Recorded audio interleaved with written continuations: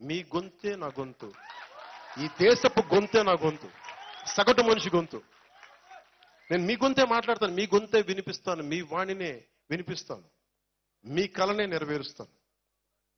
మీది ఇది, నాది కాదు. సో నాకు అనిపించింది ఇలాంటి నేలకి నేనేమనుకున్నా, ఈరోజు ప్రతిసారి వచ్చి ఇన్ని రోజులు ఎందుకు తీసుకున్న 4 తరాలు అంటే నాకు ఎన్ని పనులు వచ్చినాయి. మనకెంత మేధావులు ఉన్నారండి మన చుట్టుపక్కల. ఒక్కొక్కళ్ళు ఆకలి తీర్చిన యోధులు ఎవరు నా పక్కన లేరు.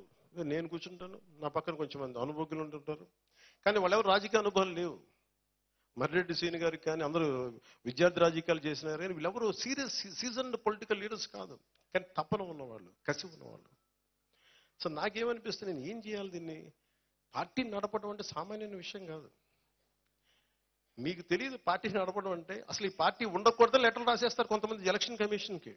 వాళ్ళు నాకు లెటర్లు పంపిస్తారు, ఈ పార్టీని అది చేశారంటే మళ్ళీ దానికి లెటర్లు పంపించి ఇంకొక మనుషుల్ని పంపించి, అసలు ఎంత వ్యయ ప్రయాసం అంటే ఈ 10 సంవత్సరాల్లో పార్టీని ఆదిలోని చంపేద్దామని లెటర్ల ద్వారా ఎలిగేషన్స్. ఈ పార్టీకి ఈ సింబల్ ఉంది, ఇది రైట్ కాదు, అది ఉంది, ఇట్లా ఏదో ఒకటి కొర్రీలు పెట్టి పెట్టి ఇవన్నీ బాలరిష్టాలు తట్టుకొని కృష్ణుడు ఆ బాలరిష్టాలు తట్టుకొని ఎలాగే చేరాడు యశోద దగ్గరికి, అలాగే ఈ రోజున జనసేన ప్రజల దగ్గరికి అలా చేరింది. శ్రీకృష్ణుడు వచ్చి యశోద దగ్గర చేరినాడు.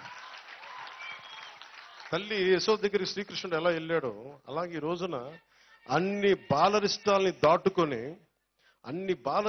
దాటుకొని ఈ రోజున జనసేన ఒక రికగ్నైజ్డ్ పొలిటికల్ పార్టీ. దానికి మీకు ధన్యవాదాలు.